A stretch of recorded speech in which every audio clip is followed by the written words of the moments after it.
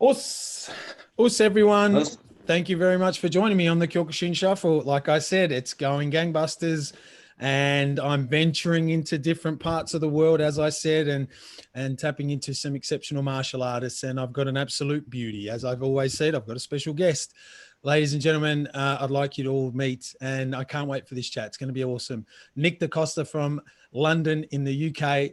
Shihan Nick, thank you so much for your time. It's an honor to have you on the Kyokushin Shuffle.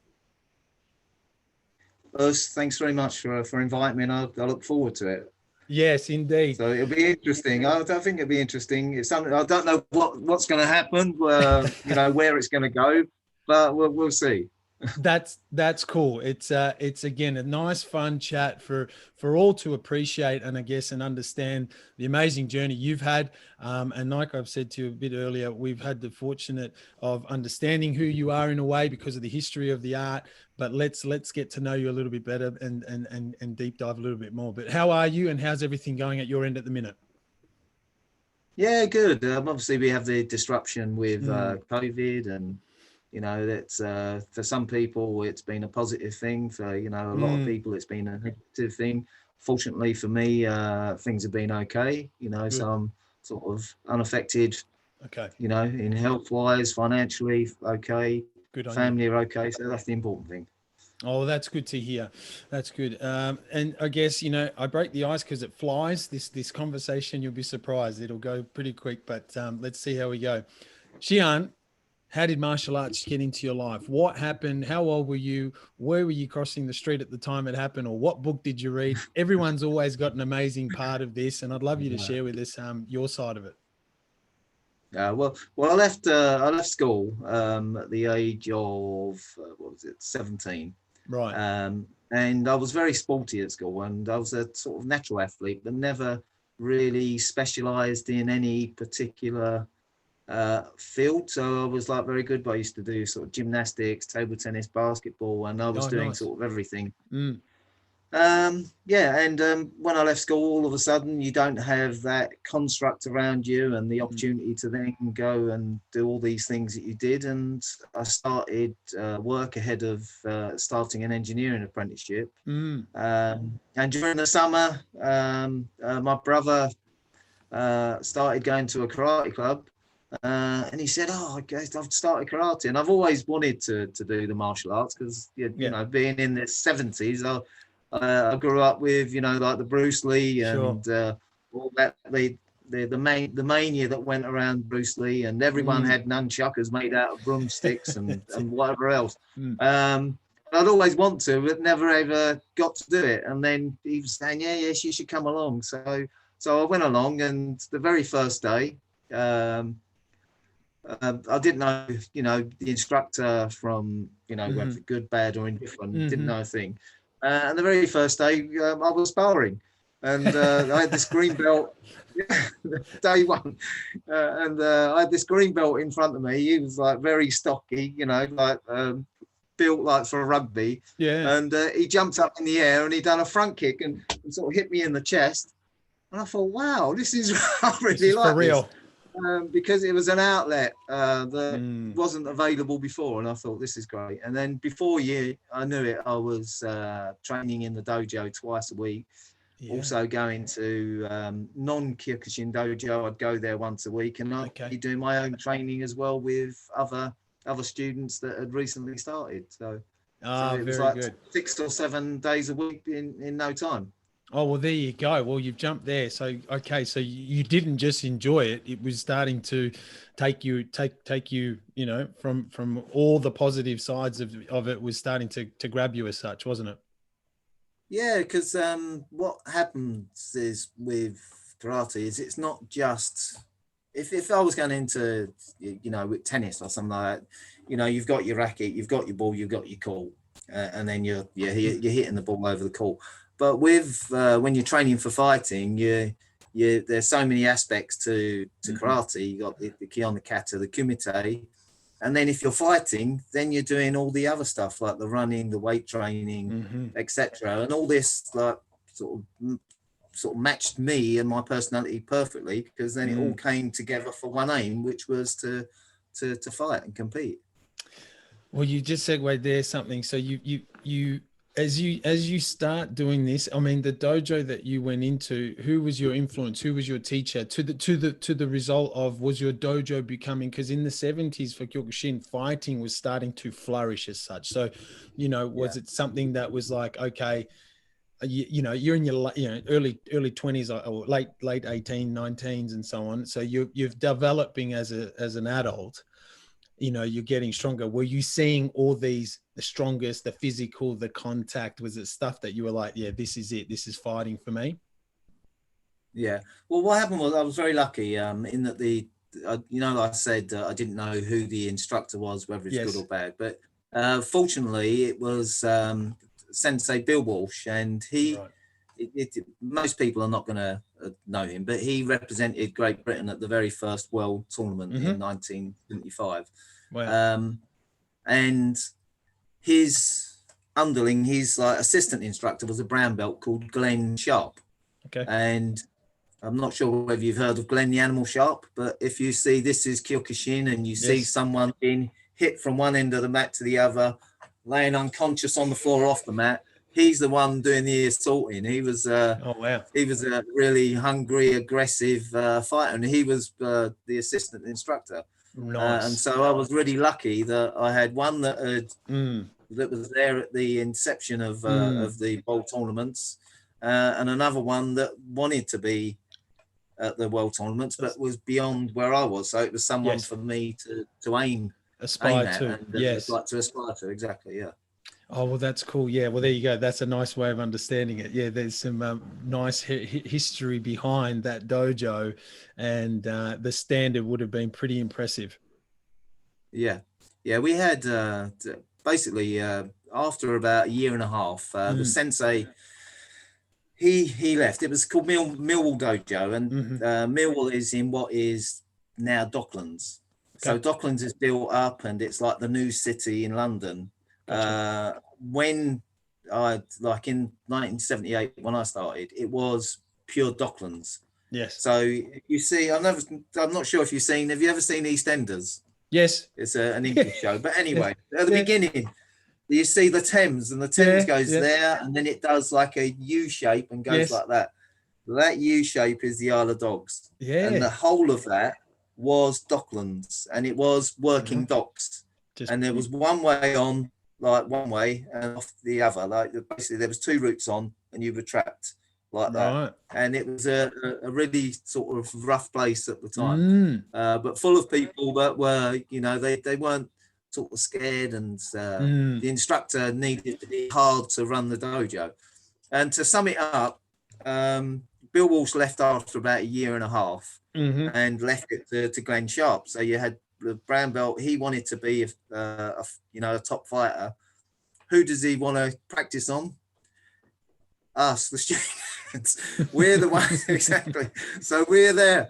And it was a case of sink or swim, because there was no holding back. And basically, if you weren't up for a fight, then you were going to be smashed to pieces. Gotcha. And you learned to survive very, very quickly, or you left. Well, and I was one of the few that stayed. Good on you.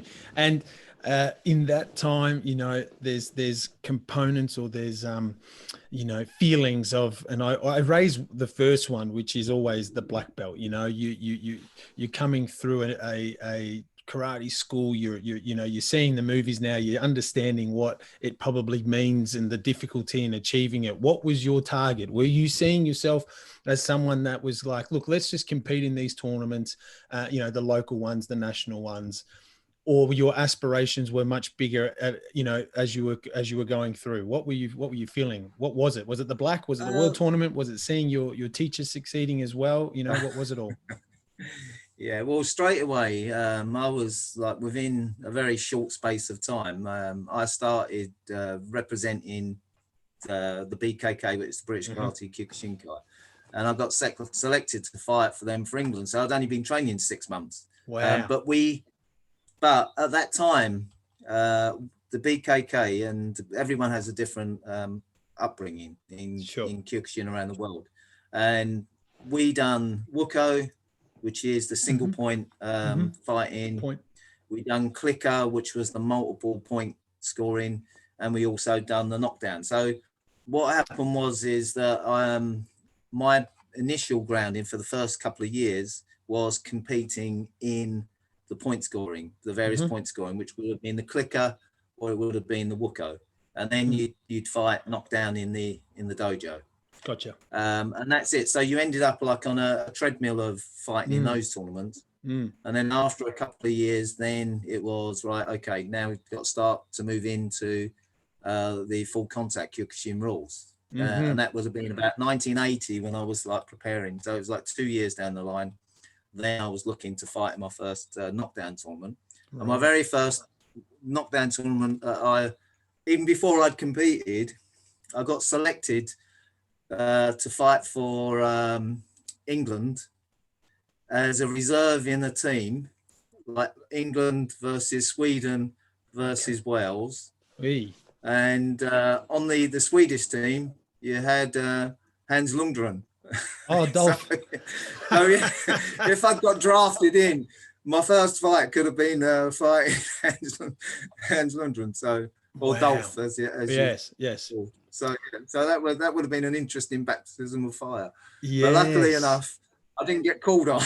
But yeah, so that's what it was. So basically, you ended up on a treadmill of gradings. Yeah. So they were 1A. You had point scoring competitions there. Busy. And then what ended up is that the full contact came in, and then when the full contact, when you got involved in that, then that tended to be the focus of your main focus. And then after that, I would look at like doing point scoring to work on speed work. Yes.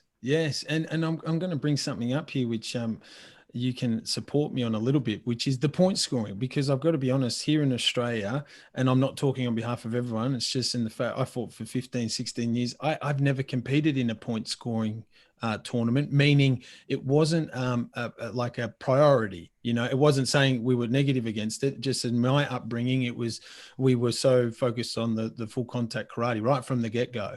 And I've spoken to a couple of others, and of course Sensei Darren Stringer, thanks for this as well in helping us get Shihan Nick. But Sensei Darren also brought up, you know, the point scoring, and I was like, oh, okay, this is something that was taken quite seriously, and also a big part of your success, you know, and a big part of your, you know, abilities to succeed in the knockdowns, the knockout style.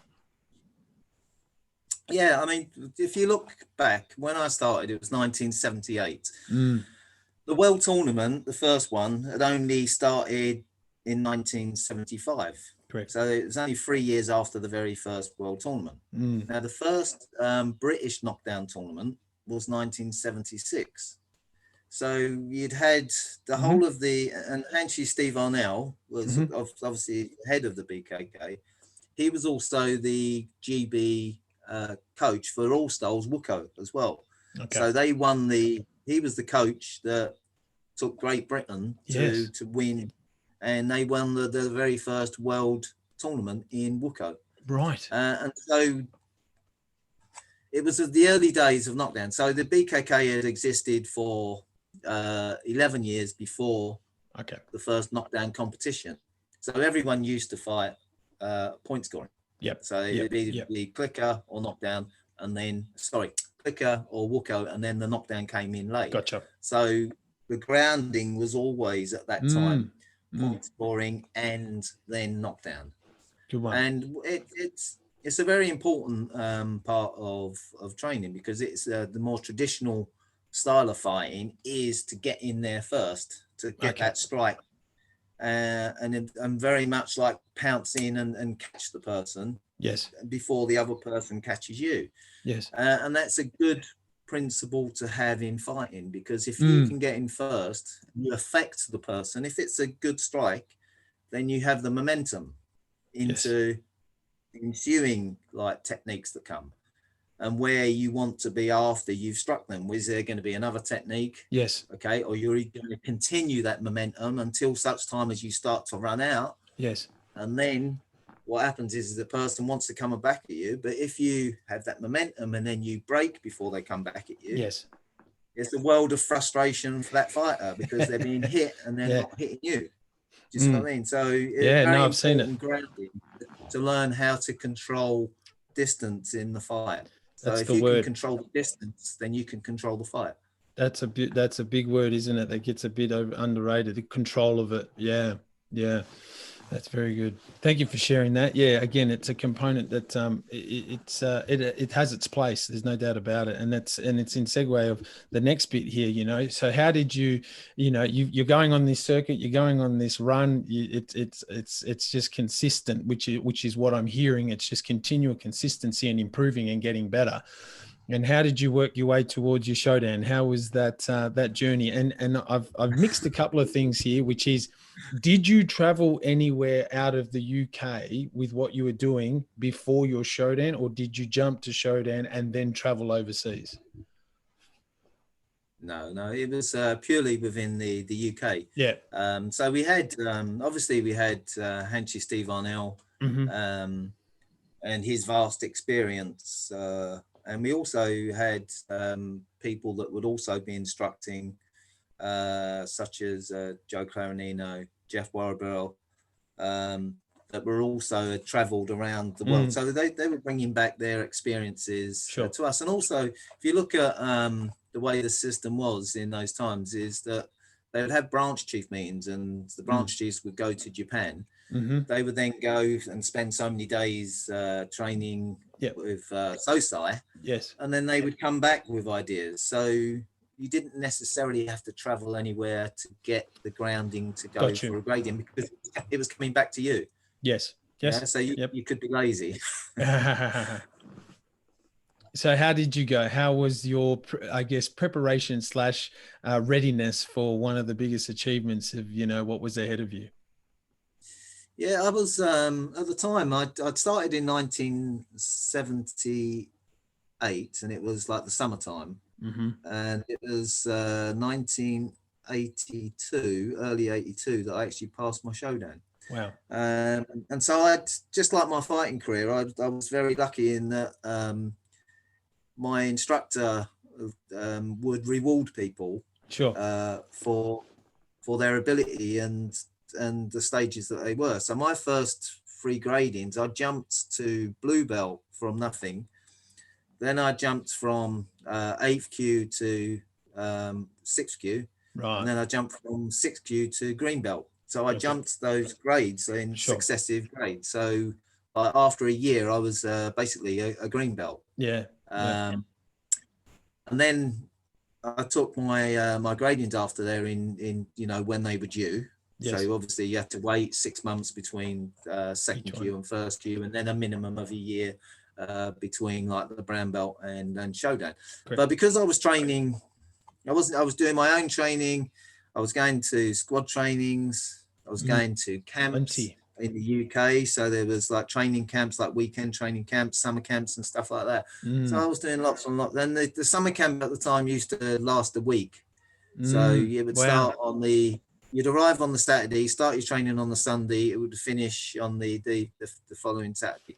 And so it was very intense. And so when it actually came to going for my Shodan, to be honest, at the time, I was like, I was quite sort of arrogant in that, like, no, I've trained really hard, and I think I should be one. Looking back, that's cool. At the time I was 21. Up and about, as they say. And to be honest, I've got to be honest, I was a little bit arrogant.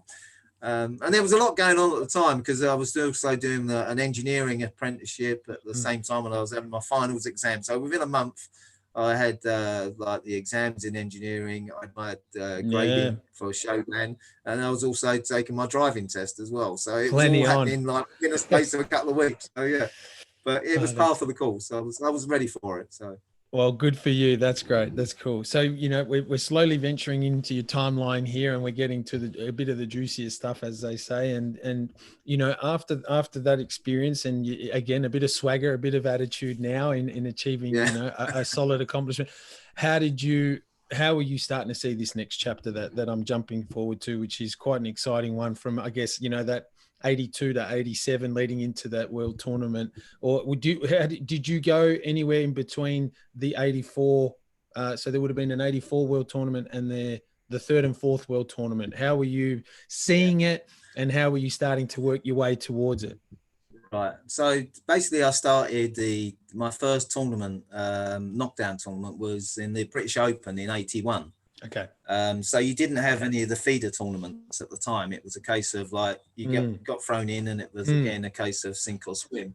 And yeah, and I had a, you know, I was a brown belt at the time. I still had a you know, sort of an attitude. I was very aggressive. And I knocked out the first two fighters, and my third fight was against my instructor, Glenn the Animal Sharp. Oh, wow.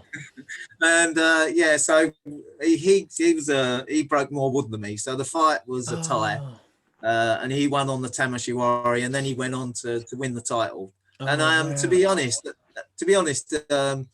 if I'd won that fight, I probably wouldn't have had the guile to actually win the tournament at the time, because it was a case of, you know, that sort of, and then at that stage I would have picked up too many injuries to actually have succeeded. So he was the right person for the title.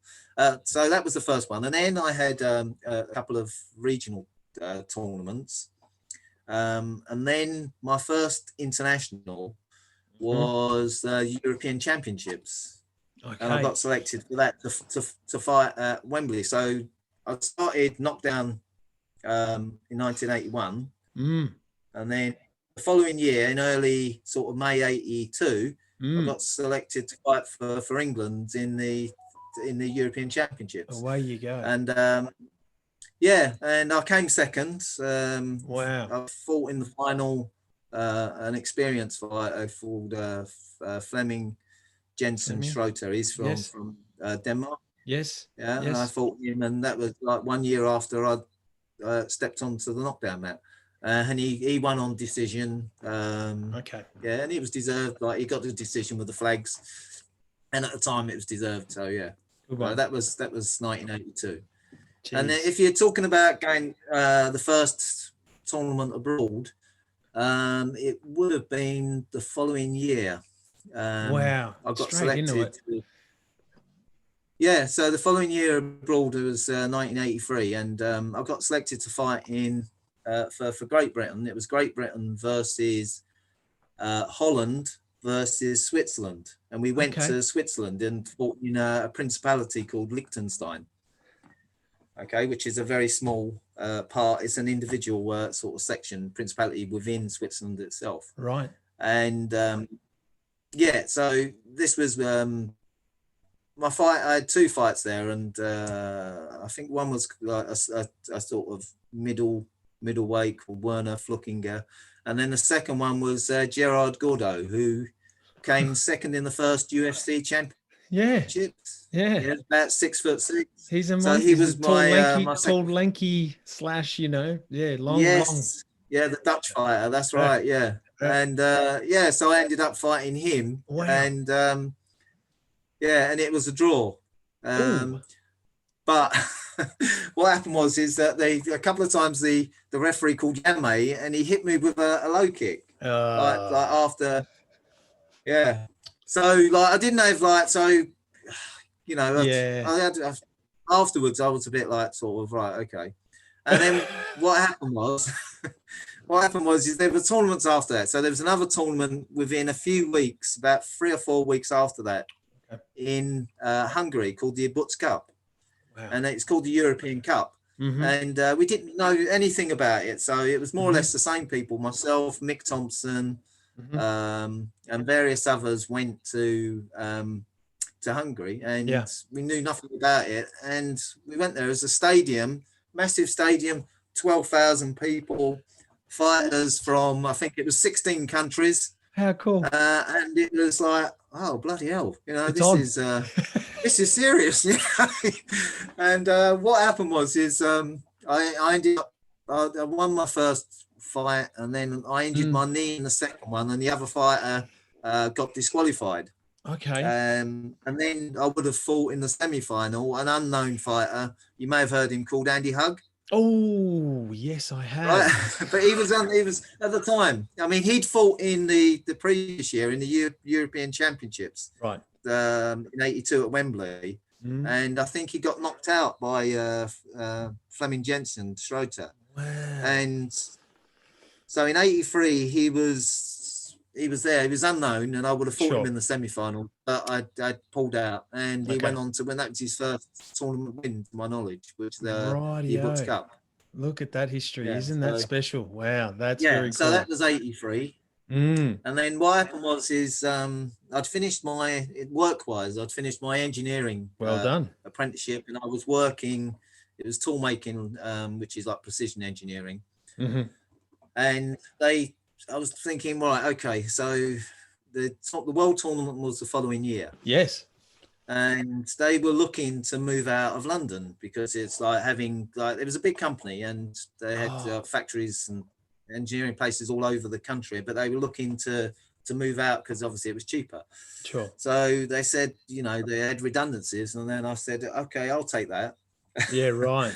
And so I left, and then what that did is because it gave me the opportunity then to train as much as I wanted. So then, like for about 3.5 years, I was training, doing my own training, and then just doing little jobs just to keep some money coming in. Sure. But I didn't want to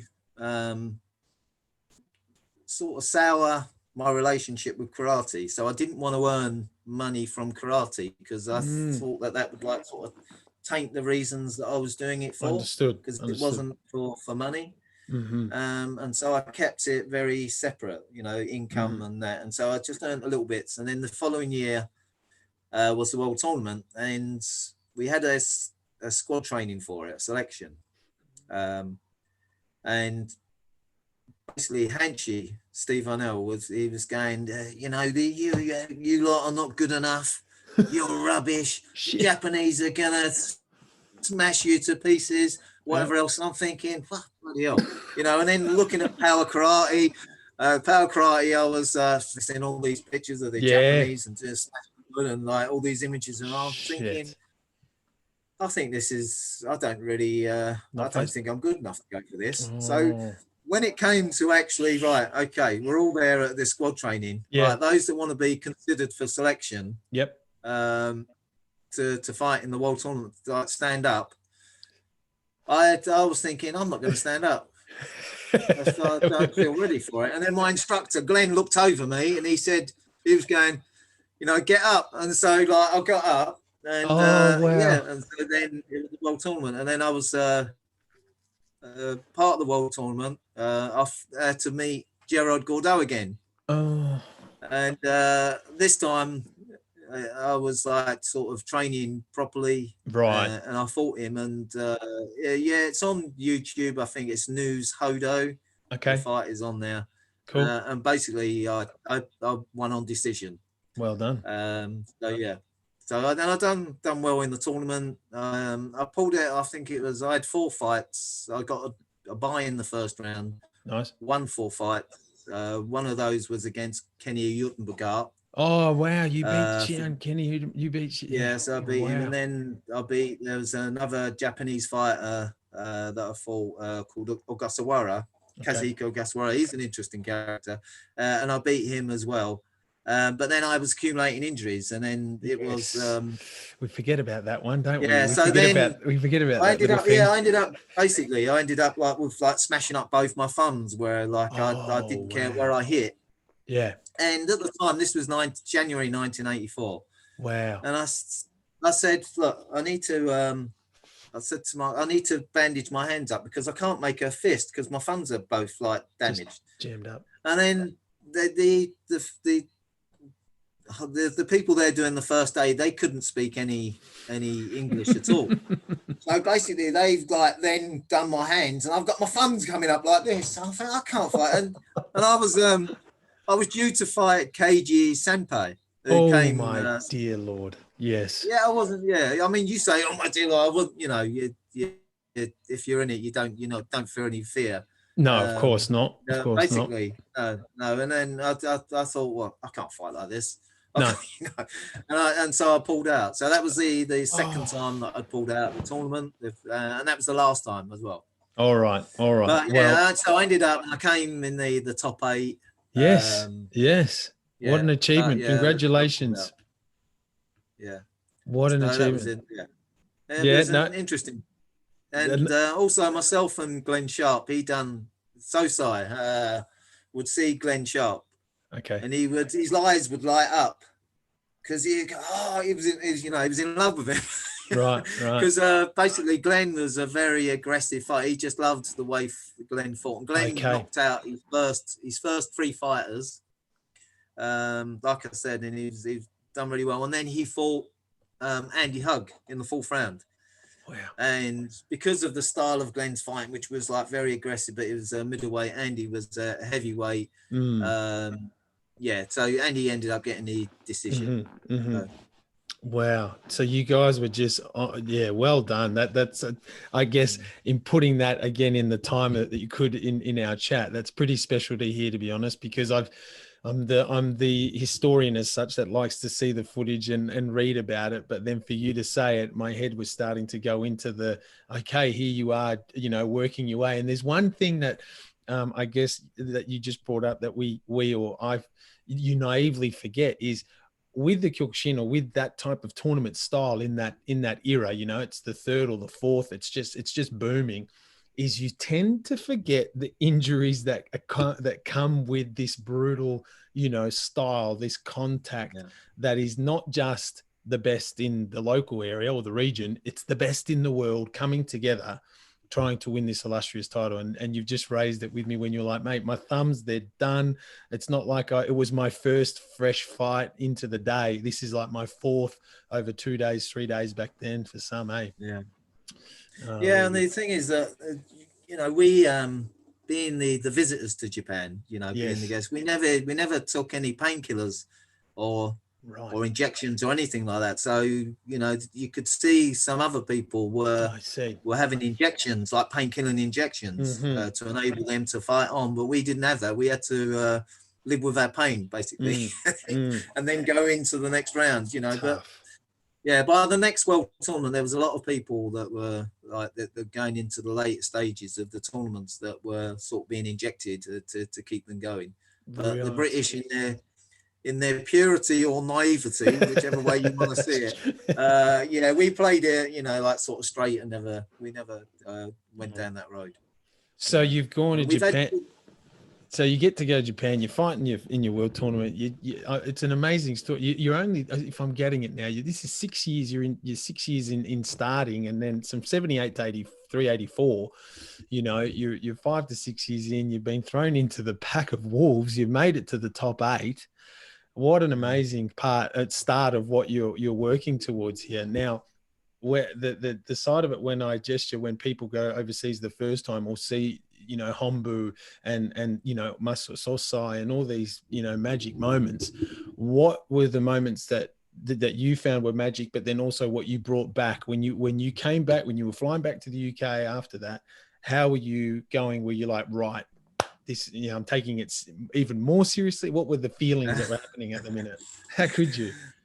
Yeah, I think basically you have your eyes opened to what the challenge is, and then so the next time you go there, you know what you're going to be in for. It's the same with the Ibusz Cup. Like I said, we went there and there was 16 countries and there was 12,000 people, and then that tournament then came up again. It was like in 1985 and 86, and so I won it the next 2 times that I fought in it. But because you knew what to expect, so you and then I would not have fought in a competition like 3 or 4 weeks before, and then fought in a tournament of that magnitude, within that space of time. Because to be honest, when I said that I got hit on the leg, after Yame was called, I had obviously you have an injury that you have to then, like, you're training with, and you're encumbered to a degree. Yes. And you're just about sort of at the, your body's all right again, but you haven't had the proper preparation, and then you're fighting in another tournament. And so I would never fight the tournaments that close together. Gotcha. Because you don't know who you're going to be fighting. You don't know how many fights you're going to have. And so the best you can do is to prepare for every eventuality, be as fit as you can for every opportunity that you fight. Yes. You don't want to go in there and get caught out. So that was always my philosophy. Yeah. So on this run that you're having, did you have a moment in training in Japan, or were you now just consistently training towards the next world tournament? What were you working towards here now? No, we never. It's funny because I had the opportunity of actually training in Japan while we were over there. Right. But it's just before the tournament, just before you're going to go on the fight. So it was like the opportunity was, do you want to go and train like the night before? Because there's a training session at the Hombu. And I was thinking, no. And then it's not the preparation, you know what I mean? And then afterwards you've got, in that tournament I had like, okay, I only had 4 fights, but you're fighting a heavyweight, so you're going to come out a bit smashed up. The next world tournament I had 6 fights, 3 of those Japanese, finishing with Matsui at the end of it. And then the opportunity is the day after, or the second day after, do you want to go and train at Hombu? I'm thinking, nobody's not going to take any training at this time. So the answer to your question is that the only training that we did in Japan was like in the big dads. With the squad, going out to the local park, doing some sort of warming up, warming down, stretching or whatever else. And then the hotel room. That's right. Because so I used to go into the hotel at the room. Metropolitan there. Yeah, the Metropolitan. Yeah, that's right. Yeah, it's a special place. Right. That. Shihan, you look at that. So you've just suggested in a sneaky way there the 87 where you fought the 3 Japanese lads, and then you've made your way all the way up to Kancho Matsui.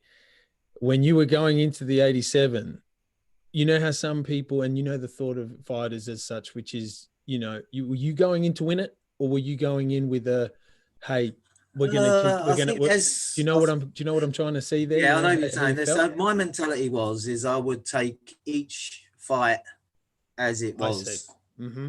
So to be with if I was fighting in my own weight tournament, I won like the sort of 4 or 5 weight tournaments, like between one world tournament and the other. And I was like comfortable fighting it out. I could say, right, yeah, okay, I can manage, I'll manage each of these fights and I'll win this tournament. Sure. With the world tournament, because you don't know who you're going to be fighting, are they going to be 120 kilos? Exactly. Are they going to be, like 6'6"? Is this going to be, if you look at some of the people that got matched up to fight and good prospects that got matched up to fight, there was no way they were ever going to be in any state to win the tournament at the end of it, because other people would add an easier route. And by the time they meet, one person's health is going to be completely different to the other person's health if it's managed that way. You can manage it that way. And so I went into there, and it was the case of it's one fight at a time. Right. I've got this person in front of me. They pose this problem. I think I can beat them this particular way if I fight this way. And let's go for it. And I win that one. Right. Okay. The next one, next problem. So I didn't think of it as like the tournament as a whole. No, that's good. That's cool. I get you now. That's good, because that is, again, it is the way of going with that tournament. When you do go to the draw card, or you open the book, you open the magazine, and then you go, shit. When you start. There was a case of that. So in 87, you had David Pickfall. Wow. Yeah. He was fighting in it. That was his second world tournament as well. And we saw the draw. And he was fighting Kurosawa. Oh, geez, yeah. So with the low kicks. Oh yeah. Fantastic low kicks, like sort of no holds. He's just going to go for it and smash your legs to pieces. Ideally, like sort of made for David, who like sort of is tall and has skinny legs. You know what I mean?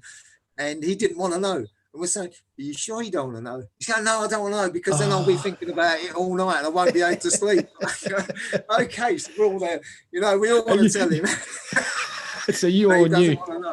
So we had to keep it. And you guys probably were gesturing, how your legs feeling? Your legs strong today, Dave? Why are you asking, fellas? What's going on here? Oh, nothing. No, all good. And how?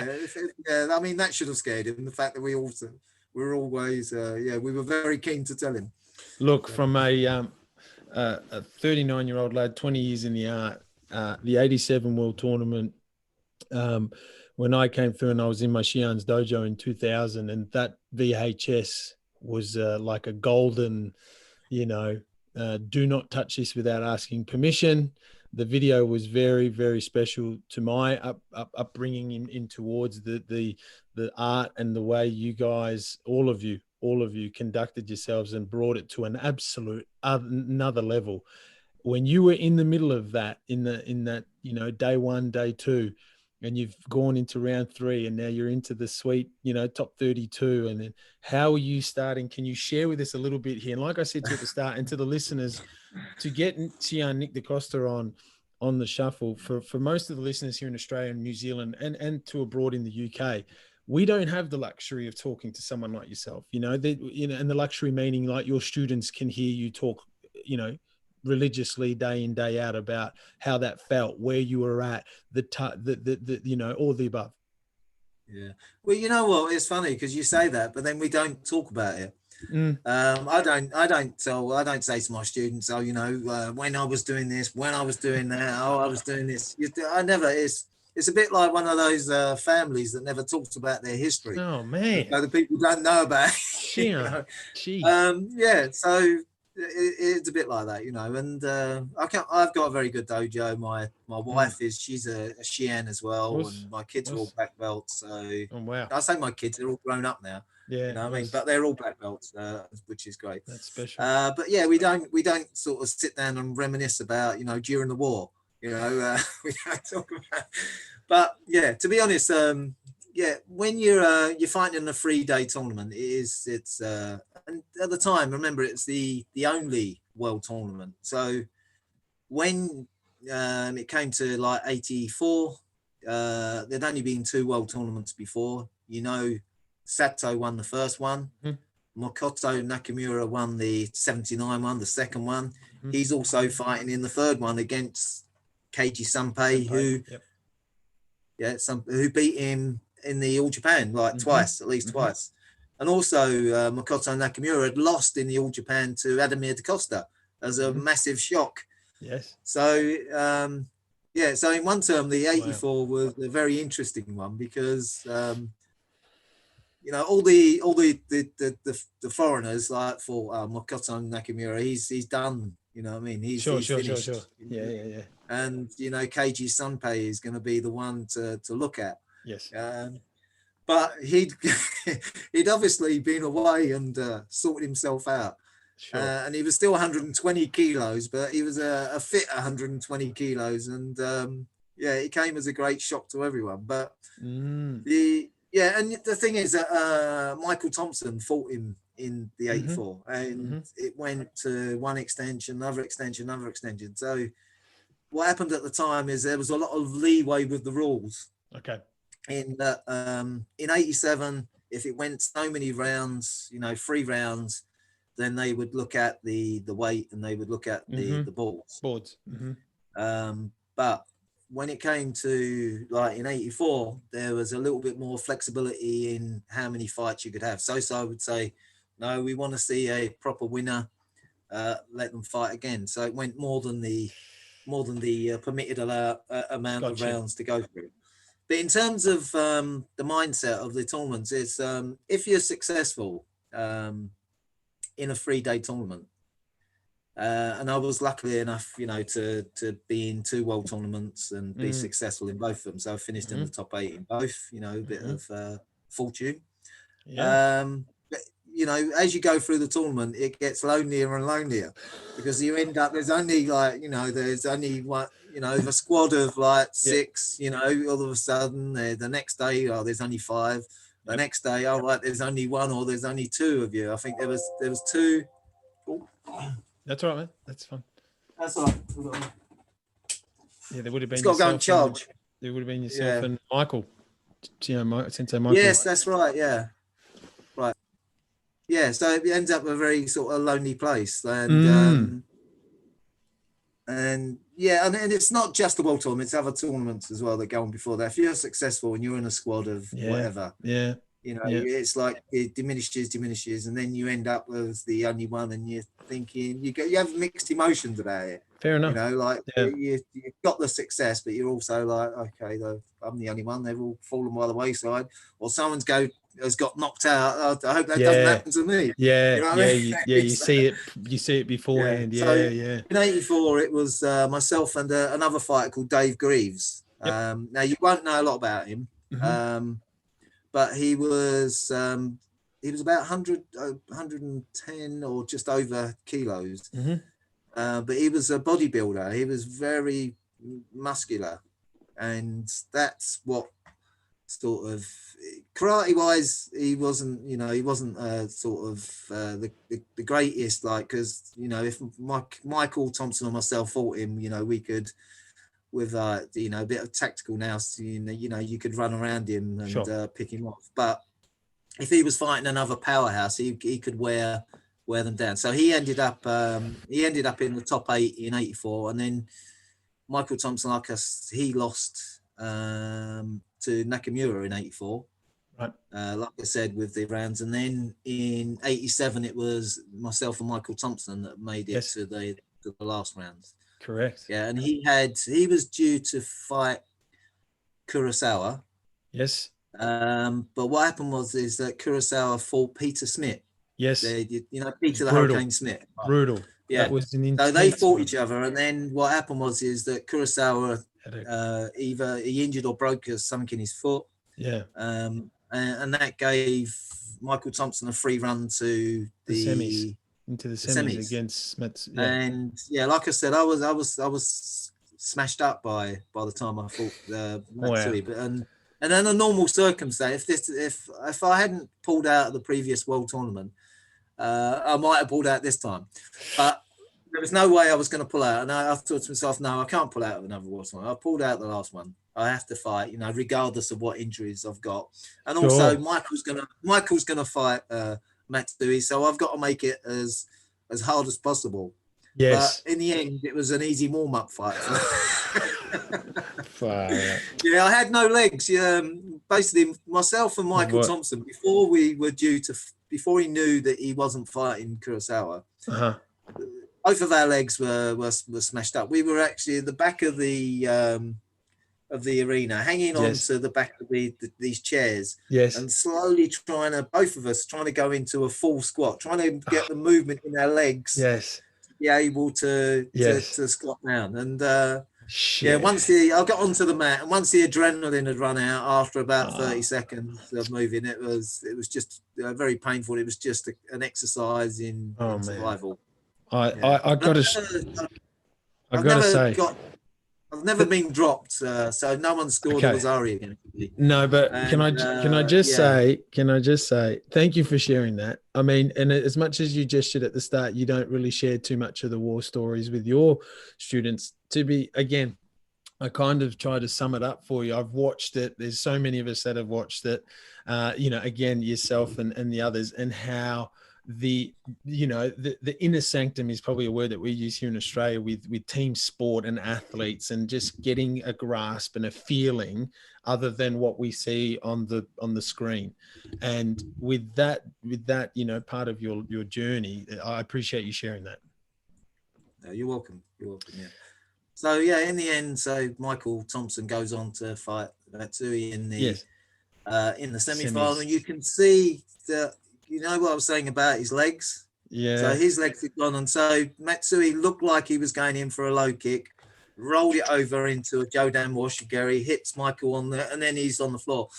But Michael got the bonus of having to then fight off for third place. Yes. So then he had to fight Masuda. And who's a crazy leg kicker as well, like Kurosawa. Oh. Yeah. So Michael was. I mean, the success. It was a successful tournament, but it comes at a price. Wow. Well, it didn't, but it left a mark on so many, and that's what while I had you on, I wanted to gesture that on, for your sake. It left a big mark on someone like myself, and I'm sure many others. So I'm not sure if you've ever heard that from the Aussies before, but it also sends me into the next bit. So thank you for sharing the 87 side of things, and you come out of that, and then I've spoken to my Shihan, and you were here in Australia in 1988. That's right. Yes. Yeah. So For the Commonwealth. Yes, we had our very own Kyokushin Commonwealth tournament. How cool.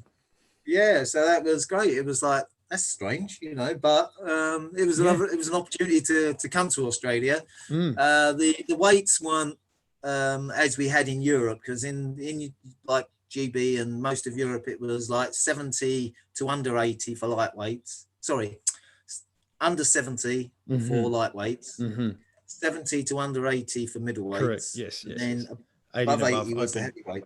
Correct. But in Australia, it was the middleweight went to 85 kilos. Yes. So it went from 70 to 85, which sort of opens the door for the Australians that were sort of taller, a bit taller and a bit heavier. Sure. So it was a slightly different challenge to normal.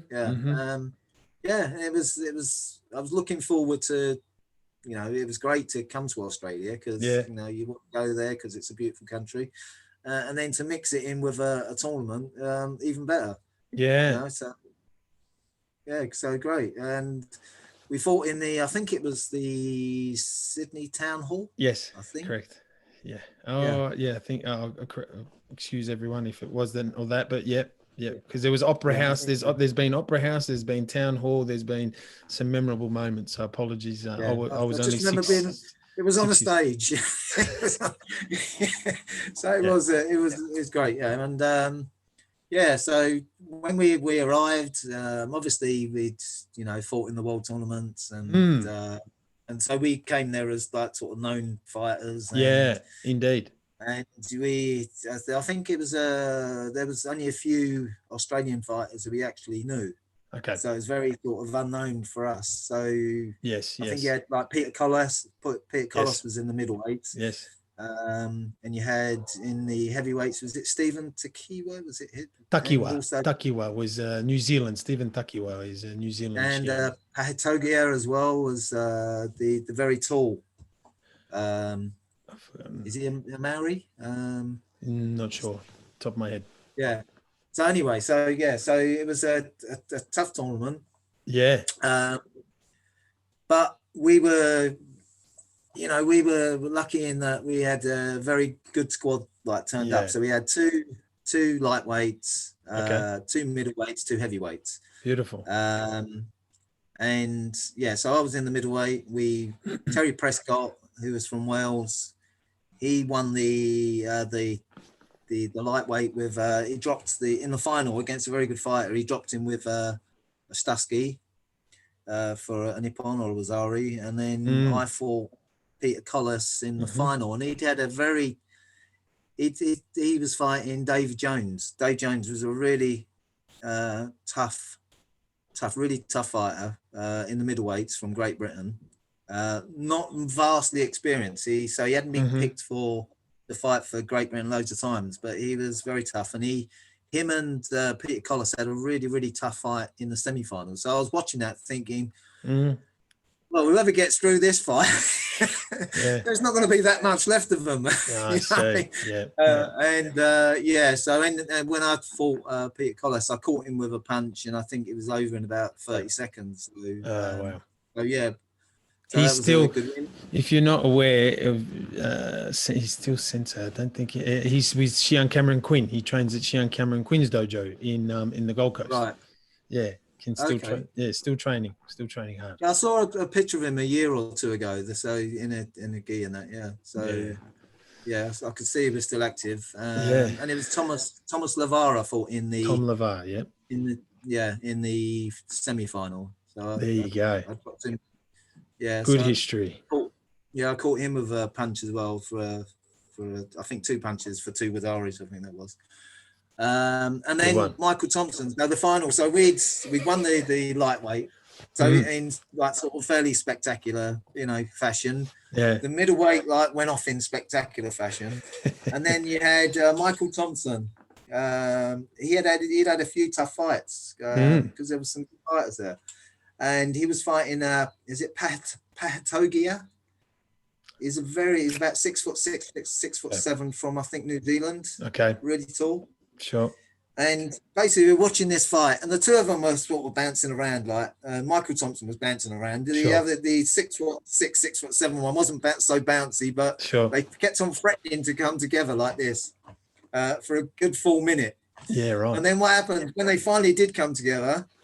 Okay, Michael Thompson spun, hit him with an Ashiram Washi, and then he fell down like 6'7". He fell down like a giant redwood. Like, and then Michael Thompson he's running around the mat doing all this, and Sosai is there. So Sosai is looking at him. He's going, "Oh, so sorry." The Sosai. So yeah, but it was good. And then what happened was after that we went up to Ken's and had a great holiday. So one of the best. That's special, isn't it? A combination of tournament and holiday. Yes. And with mates, as we say, with your mates and so we went with Michael Thompson, and also there was another fighter that Trevor Marriott. Now he's a name that you probably don't know. He's a sensei, and he fought in the heavyweights at that tournament. And he'd also fought in '87 in the world tournament as well. But he was about 6'3",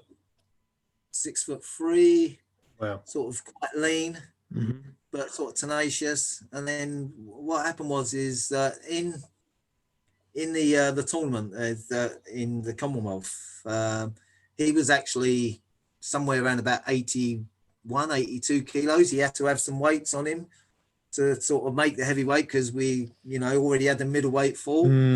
So he was going in there really, really light. And he didn't do well. But then he had a great career after that. He won the British heavyweight knockdown. Wow. He beat Andy Hugg in the British tournament. Wow. And he also beat, I'm not sure if you know, Felix Natumaza. Felix was Shihan Felix, yes. Yeah. So he beat him in the final of the British as well. So a very, very underrated fighter, really tough. And one of those names that you wouldn't know. I get you because of you actually know him, and you're in that group. Yeah. Well, that is special. Thanks again for sharing that little bit for the Aussie listeners here. And that Commonwealth tournament does get mentioned a fair bit of how successful it was with the competitors like yourself and Shihan Michael and that team, And I mean, we again, as I said to you at the start, if you have a look at your clock now, it's just flown, and we've only got to like 88. But again, the side of our chat has been very special for me because it's already only at that time, only at that part of your journey. So I respectfully just say to you, I appreciate it so far, but let's continue on a little bit because I'm sure you'll need to do what you need to do. But with your success of what has just occurred after all that, that you've just shared with us so respectfully, how are you then, this is now into the 90, it's been 20 years again in sharing, 90 to now, 30, 90, 2000, 210, 220, nearly 30 years. And again, I mean it with all respect. No, it's 42 years. Well, 42 years. No, but from after this. So you've had all. Oh, right. Yeah. Okay. So you've had, sorry, Shihan. So you've had all this run and then it gets to 1988, 1990, and now it's 2020. And what I'm gesturing is how you have just continued on. And I guess I'm trying to capture now your love for what and the is it a love or is it just holy moly, this is just my life, this is what I just do? What has it been that's kept you going for such a long journey thus far? Yeah, so I mean I've retired from fighting in 1989, so I won the European Championships, and so I won the middleweight. Andy Hugg won the heavyweight, and that was my last tournament. Really? To fight in that. I was invited, like tempted out, I did have some offers like to come and fight for money in Japan and that, but I said no thank you. Really? Yeah. And after that, basically I just started a dojo in 1987. I see. And with my wife, she was also Wow. black belt as well, and we still run the same dojo today. Well But done. unfortunately, Of COVID closed course. that in March, and it's still closed 7 months later because we can't get back into the venue. Of And it's course. in like near the centre of London. It's near Docklands, so Oh, an beautiful. alternative venue isn't going to be available. So Sure. then what I did is I went on to coaching. Yes. My wife was just entering tournaments then. Okay. So basically what happened is around about 1990, just after the World Tournament, the 91 Okay. World Tournament, then you had, during 91, there was like, obviously there was some politics with Hanshi Arniel and with Japan and with Europe. Mhm. And at the time, it's funny because Sensei was like sending a letter out to the branch chiefs and he was saying, that Hanshi Arniel had been excluded for 1 year. Also, there was talk of women fighting Knockdown at the time, and Sensei said, that women should not, they should. Basically, it was poorly interpreted, but basically, women should look pretty and not fight Sure. in Knockdown. Sure. You know what I mean? So what happened is that my wife, she was teaching with me and I was training her. So she started winning these, Wuko and clicker competitions in Great Britain. Then about 93, the Knockdown became available for women. Right. Yes. And we had our first, so it was 92, 93. And we had our first event in the UK, and my wife was one of 4 fighters that took part in that. So what we did is at the British Open, my wife fought another lightweight called Clara Akpakoma, and we also had 2 heavyweight girls fought at the same time. So they had done in that introduction, and then I was training her up for tournaments, and then other people for tournaments. Yeah. And I was the national coach for women, and I was the national coach for men. Right. Points in. I've been on the executive of the association for coming up to 30 years. Wow. And also part of the technical committee as well. So I'm very sort of busy. Yes. Mainly on a UK basis. And I work as well. So I work in a university. I would in the bounds of like sort of engineering and also in the jewelry trade as well. And so sort of life has been really busy during that time. My 3 sons have all become black belts and they've all won national like point scoring championships. And only one of them has gone into the Knockdown. He's done, he's done reasonably okay. No expectation from the father. That sort of sums up, and I'm still involved in teaching. So normally I would be teaching 4 times a week because we have 2 clubs. So one is 2 days, the other one is 2 days. At the moment, we're just teaching 1. Yeah, and then so we have that 4 days, 4 evenings normally would be taken up with me teaching, and then normally there'd be something happening at the weekend, of course, courses or competitions or something. And so my life is pretty busy. So in my term, the COVID and 19 has slowed everything down. For 6 months, and and you get to look at life and think. Okay, like maybe we could do things slightly differently. Let's see. You know what I mean? So we're still at that stage to see where we're going to go, what we're going to do. What a remarkable part. And I know you've just summarized that little block there again, respectfully with time. So I want to tap into something here while I've got you for the next couple of minutes before we finish, Shihan, if you don't mind. So your energy as the fighter to the teacher, instructor, coach, and we use this, the similar wording as a coach of the theory behind it, what you're actually doing is coaching, yet instructing. Your energy behind that in taking it, and developing your sons, your wife, and I'm sure many others. But there's 2 sides to it. Is it your passion to do that, or is it just something that you absolutely, like what is the angle that you position it, to spend and invest upon your fighting career stopping and now investing / all that time and energy being part of committees, boards, and there's so many Kyokushin people around the world that do this as their hobby, as their passion. How do you interpret all of that? Well, I like teaching. So some people don't like teaching juniors. I love the juniors. They're so interesting. It's great. Yes, You know what I mean? yes. And, I like that aspect of it. I also like the aspect of then teaching adults, because then you have the discipline of the adults, Yes. you know, which is a different challenge to the juniors. And then you have, like, if people choose to fight competitively, you then got to invest a bit more in them but they've got to be, I'm not on someone's back to say, you've got to compete, you've got to do this, you've got to do that. You know what I mean? If someone wants to compete, I say, okay, so that means you've got to train seriously, you know, and you've got to do this, you've got to do that.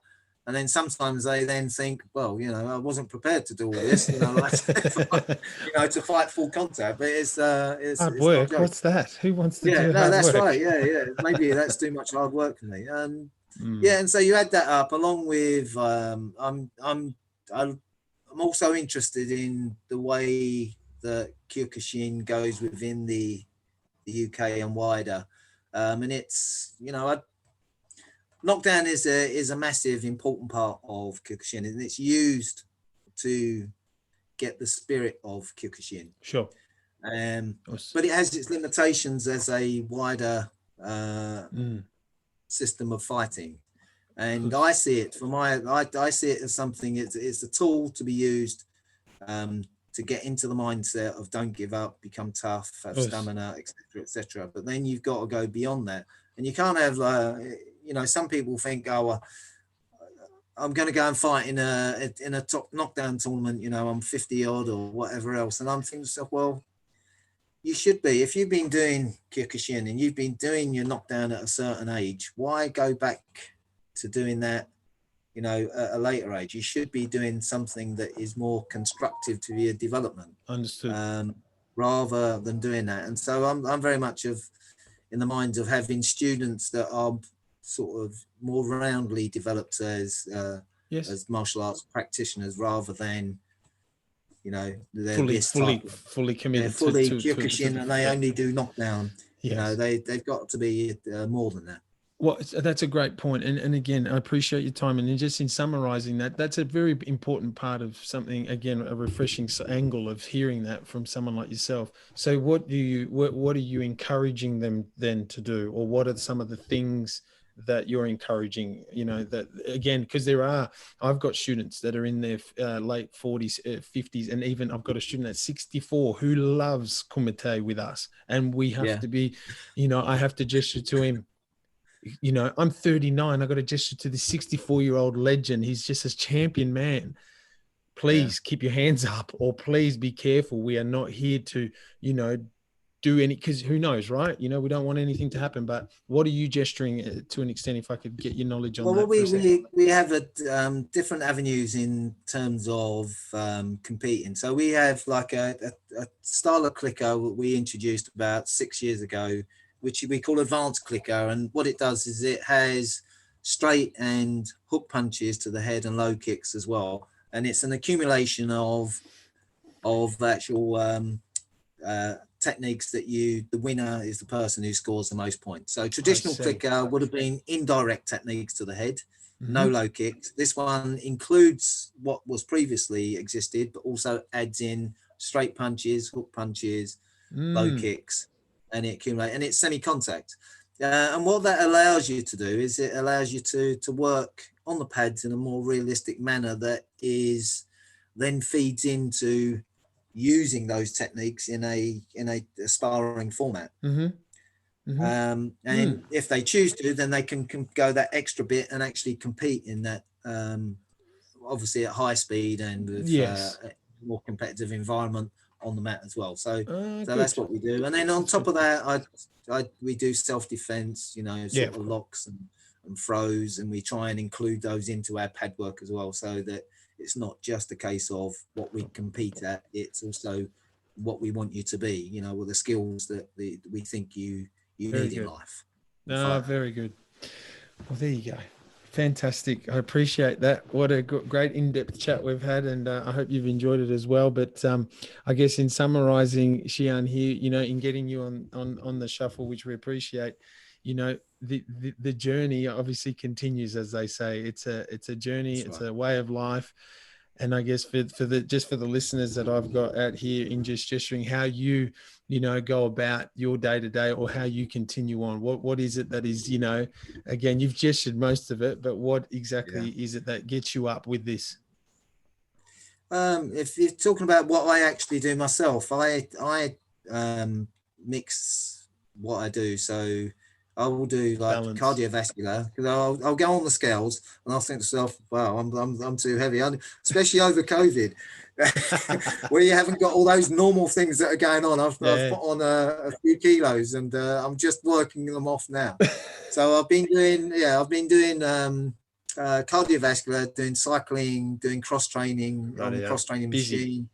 Also, I'm lucky in that I've got my own, in my garage. I've got a gym. Okay.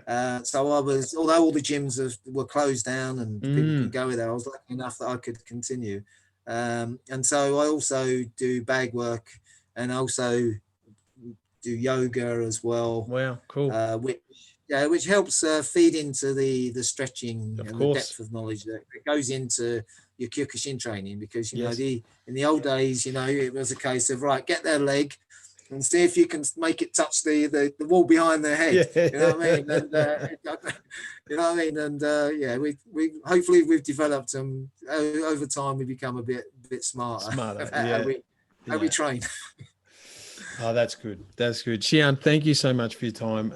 Really appreciate it. It's an honor talking to you. Thank you for sharing with us some of the history there of those special years in the second and third world tournament and your trip to Australia. Thank you very much. We really appreciate it. Yeah, you're welcome. I was, a bit worried about coming on. I was thinking, maybe I should have something prepared. No. But it was nice to have an organic, nice organic chat, and seeing where it went. And thanks very much. And I look forward to maybe with embarrassment and cringing when I look back at the podcast itself. But, it was fantastic. I've enjoyed it. Good on you, Shihan. Thanks very much. Thank you. Thanks, listeners. What a special moment to have Shihan Nick Costa from London in the UK, a legend here in Australia as well, for his efforts in the '88 Commonwealth title. So, Shihan, thank you very much once again. Us. Thanks very much for the opportunity. Us.